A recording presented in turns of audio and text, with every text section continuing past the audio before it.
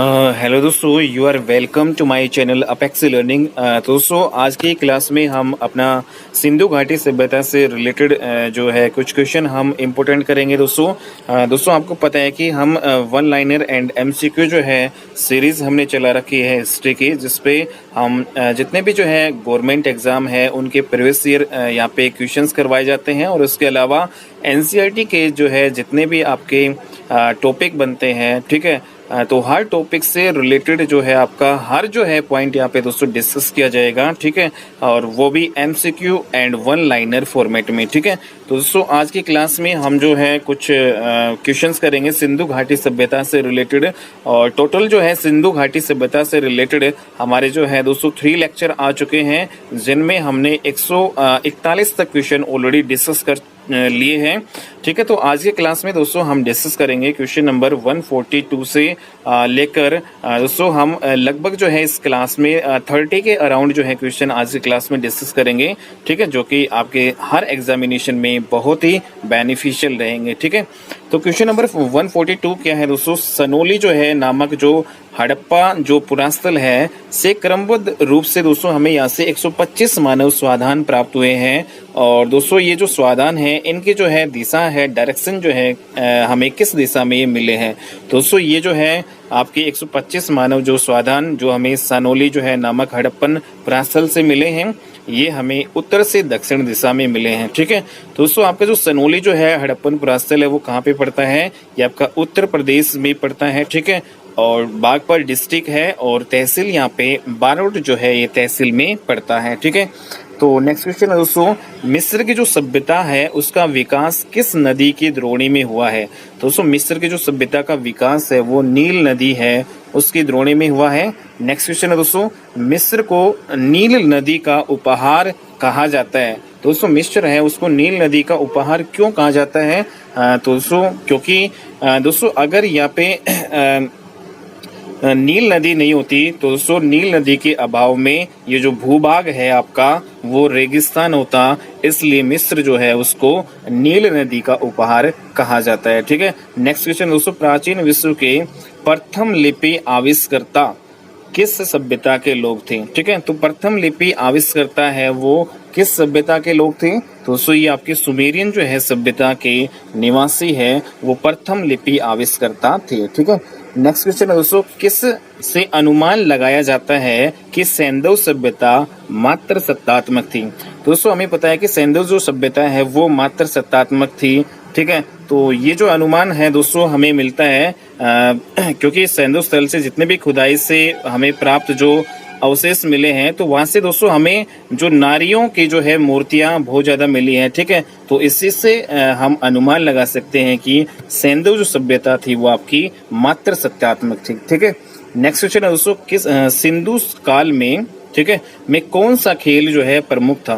दोस्तों सिंधु घाटी सभ्यता जो है के टाइम के दौरान जो प्रमुख जो खेल है वो कौन सा था? तो पासा जो खेल है वो प्रमुख खेल था, ठीक है। उसके बाद में नेक्स्ट क्वेश्चन दोस्तों, सैंधववासी लोगों का जीवन यापन कैसा था? ठीक है, तो कैसे जीवन यापन था, कैसा उनका जो आहार था, ठीक है।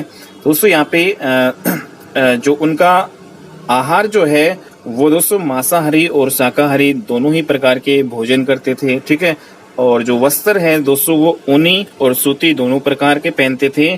जबकि यहाँ पे आभूषण की बात की जाए तो कुछ आभूषण वो पहनते थे, कंठहार, कर्णफूल, ठीक है, कड़ा और भुजबंद पहनते थे, और उसके अलावा दोस्तों अंगूठी, हंसुली और करदनी, ठीक है। ये कुछ प्रमुख जो है आभूषण थे जो कि सैंधववासी लोग पहना करते थे, ठीक है। और उसके बाद में दोस्तों यहाँ से इम्पोर्टेंट, नौसारों से स्त्रियों के मांग में सिंदूर के प्रमाण हमें मिले हैं, जो इस बात का प्रतीक है दोस्तों जो हिंदू धर्म है वो उसमें सुहाग का प्रतीक ये माना जाता है, ठीक है। नेक्स्ट क्वेश्चन है दोस्तों, यहाँ पे सिंधु घाटी सभ्यता के लोगों का मुख्य जो है खाद्यान्न क्या था? दोस्तों यहाँ पे मुख्य खाद्यान्न की बात हुई है तो यहाँ पे पहला ऑप्शन है गेहूं, दूसरा है जौ, तीसरा है धान, और चौथा ऑप्शन है ए और बी बोथ, ठीक है। दोस्तों यहाँ पे जो है ए और बी बोथ आएगा, ठीक है। प्रमुख जो है मुख्य जो खाद्यान्न और गेहूं और जौ दोनों ही थी, ठीक है। तो यहाँ पे ए और बी जो है आपकी प्रमुख जो है खाद्यान्न थी, ठीक है। नेक्स्ट क्वेश्चन है दोस्तों, सेंधव स्थल जो है रंगपुर से किस खाद्यान्न के अवशेष हमें मिलते हैं? दोस्तों रंगपुर से जो है हमें धान के जो भूसे के अवशेष मिलते हैं, जबकि दोस्तों सेंधव स्थल लोथल जो है वहां से हमें किस खाद्यान्न के अवशेष मिलते हैं? दोस्तों यहाँ से हमें चावल के अवशेष मिले हैं। ठीक है, तो दोनों इंपोर्टेंट है क्वेश्चन। और नेक्स्ट है दोस्तों आपका इंपोर्टेंट क्वेश्चन है, वर्ताकार चक्की के दो पार्ट। ठीक है, तो दोस्तों दो पार्ट जो है, चक्की के दो पार्ट होते हैं ना, वर्ताकार चक्की के जो दो पार्ट हैं वो किस सेंधव स्थल से हमें मिले हैं? दोस्तों ये लोथल से हमें प्राप्त हुआ है ये अवशेष। ठीक है, नेक्स्ट क्वेश्चन है दोस्तों, सर्वप्रथम सेंधव निवासियों ने किसकी खेती प्रारंभ की थी? दोस्तों यहाँ पे खेती की बात हो रही है। ठीक है, तो खेती जो है ऑप्शन है कपास, गेहूं, जौ, चावल। ठीक है, तो दोस्तों खेती जो है प्रारंभ की थी कपास की, बल्कि जो है ये खाद्यान्न जो है की जो है बात हुई।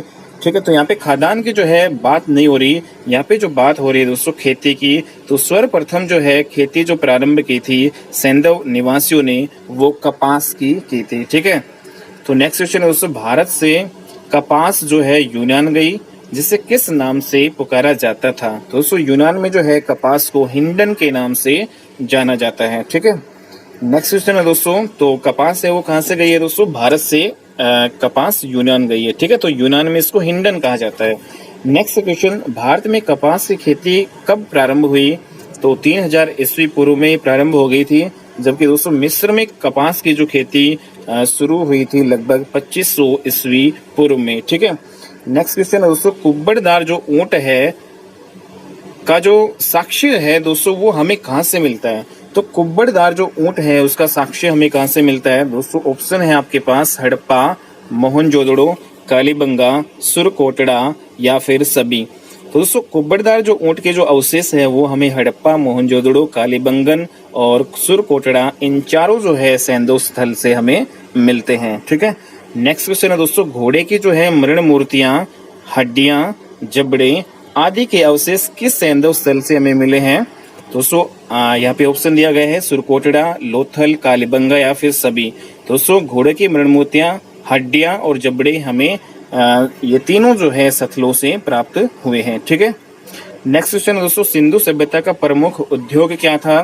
तो सिंधु घाटी सभ्यता का जो प्रमुख जो उद्योग है दोस्तों वो था वस्त्र उद्योग। ठीक है, नेक्स्ट क्वेश्चन है दोस्तों, तांबे के दो उपकरणों से लिपटा हुआ सूती धागा। ठीक है, तो तांबे के दो उपकरणों से लिपटा हुआ सूती धागा एवं कपड़ा किस सेंधव स्थल से हमें प्राप्त हुआ है? दोस्तों ये जो है हमें मोहनजोदड़ो से प्राप्त होता है। ठीक है, नेक्स्ट क्वेश्चन है दोस्तों, मनके बनाने का कार्य जो है होता था, तो मनके बनाने का कार्य जो है किस सेंधव स्थल में होता था? दोस्तों यहाँ पे ऑप्शन है लोथल, चहुदड़ो, मोहनजोदड़ो, ए और बी बोथ। ठीक है, दोस्तों मनके बनाने का जो कार्य है लोथल और चहुदड़ो दोनों ही सेंधव स्थल में होता था। ठीक है, इंपोर्टेंट क्वेश्चन है दोस्तों नेक्स्ट, सीप जो है उद्योग के लिए प्रसिद्ध था, तो सीप उद्योग के लिए दोस्तों कौन सा जो है सेंधव स्थल था आपका प्रसिद्ध? तो इसमें है लोथल, बालाकोट, मोहनजोदड़ो, ए और बी बोथ। ठीक है, तो दोस्तों यहाँ पे ए और बी मीन्स लोथल और बालाकोट है,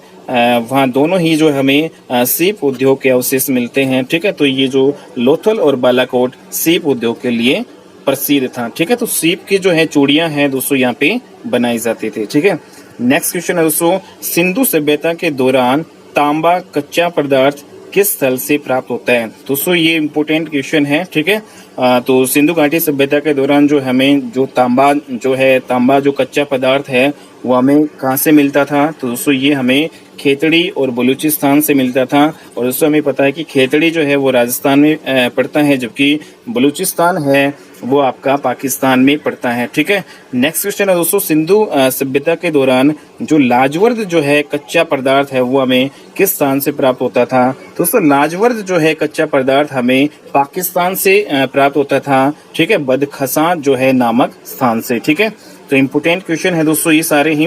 सिंधु सभ्यता के दौरान जो है फिरोजा और टीन कच्चे पदार्थ है वो हमें किस स्थान से मिले हैं? दोस्तों ये जो है हमें ईरान से मिलते हैं। ठीक है, नेक्स्ट क्वेश्चन है दोस्तों यहाँ पे हमारा सिंधु सभ्यता के दौरान चांदी जो है कच्चा पदार्थ है वो हमें कहाँ से प्राप्त होते थे? तो दोस्तों चांदी है हमें राजस्थान के जावर और अजमेर जो है खानों से मिलते थे। ठीक है, तो और उसके अलावा दोस्तों यहाँ पे चांदी जो कच्चा पदार्थ हमें अफगानिस्तान और ईरान से भी मिलता था। ठीक है, नेक्स्ट क्वेश्चन है दोस्तों यहाँ पे सिंधु सभ्यता के दौरान सीसा जो कच्चा पदार्थ है वो हमें कहाँ से मिलता था? तो दोस्तों सीसा जो है हमें अफगानिस्तान से मिलता था। ठीक है, उसके अलावा दोस्तों नेक्स्ट क्वेश्चन है सिंधु सभ्यता के दौरान शिलाजीत जो है कच्चा पदार्थ हमें कहाँ से प्राप्त होता था?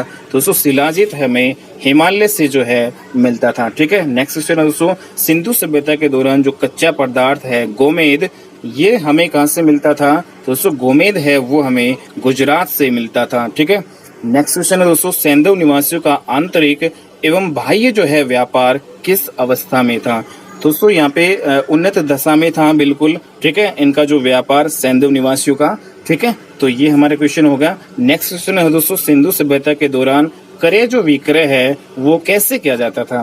दोस्तों सिंधु सभ्यता के दौरान जो लेन देन होता था वो आपका वस्तु विनिमय प्रक्रिया के द्वारा होता था। ठीक है, मीन्स एक वस्तु के बदले दूसरे वस्तु देकर मीन्स क्रय विक्रय किया जाता था। दोस्तों उस टाइम जो है सिक्कों का प्रचलन नहीं था। ठीक है, तो एक वस्तु ठीक है के बदले दूसरी वस्तु देकर यहाँ पे क्रय विक्रय किया जाता था, जिसे दोस्तों हम वस्तु विनिमय प्रक्रिया कहते हैं। ठीक है दोस्तों, आज की क्लास में इतना ही। ठीक है, तो नेक्स्ट क्लास में मिलते हैं, तब तक के लिए